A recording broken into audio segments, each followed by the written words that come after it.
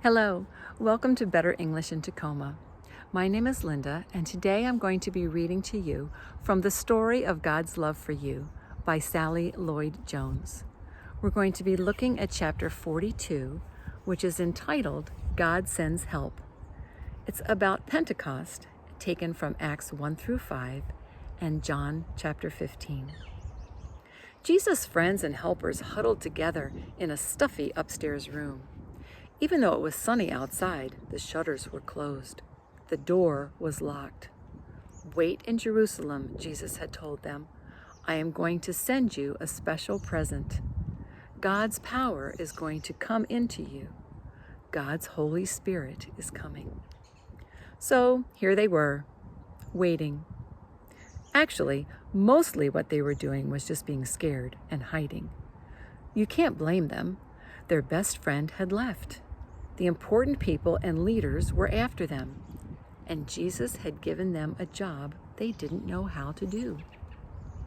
As they waited, they were praying and remembering how from the beginning God had been working out his secret rescue plan. Suddenly, a strong wind filled the little room, whistling through the walls, rustling the straw on the floor. And there, on everyone's heads, shining in the gloom, were flickering flames. Fire that didn't hurt or burn. And something more. Inside, in their hearts, they felt a strange heat, almost as if all the coldness and hardness were melting away, as if their broken hearts were mending. And God was giving them brand new hearts that could work properly. How it happened, they didn't know, but they knew God's power had struck their hearts ablaze, and Jesus himself was coming to live inside them. They had seen Jesus go away, but now he was closer than he had ever been, inside their hearts. And this time, nothing could ever separate them. Jesus would always be there, with them, loving them, whispering the promise that would get rid of the poison and the terrible lie and the sickness in their hearts. God's wonderful promise to them: "You are my child, and I love you. Make your home in me as I make my home in you," Jesus had said. Could it be? Heaven was coming into their hearts. They threw open the shutters. Sunlight flooded the room as love had flooded their hearts. And the little room was filled with happy noises, dancing feet, singing, laughing. They unlocked the door and surged out into the streets as if they had never been afraid.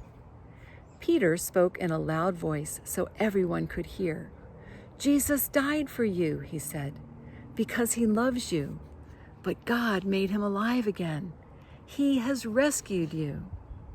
People stopped and listened. The words sank down deep into their hearts and worked like a medicine that makes you well, like the antidote to a deadly poison, like a kiss that wakes you up from a deep sleep. "Stop running away from God," Peter said. "Run to him instead, so he can love you and make you free." And Peter told them the wonderful story of God's love, God's never stopping, never giving up, unbreaking, always and forever love.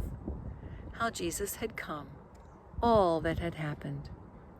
There were lots of people from faraway countries in Jerusalem. They couldn't speak the same language, but as they listened to Peter, everyone could understand what he was saying in their own languages. Many people believed and became Jesus' new friends and helpers.